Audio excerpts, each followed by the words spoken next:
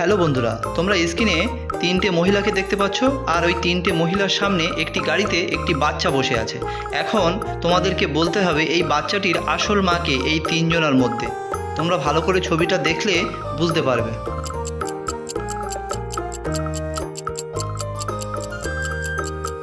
কি বন্ধুরা, উত্তরটি কারা কারা জানো কমেন্টসে লেখো। যারা জানো না তাদেরকে আমি বলে দিচ্ছি। কিন্তু বন্ধুরা, চ্যানেলটিতে নতুন হয়ে থাকো তাহলে একটা সাবস্ক্রাইব করো প্লিজ। পাশে থাকো, বেল আইকনটা টাচ করে নোটিফিকেশনটা অন করে দিও।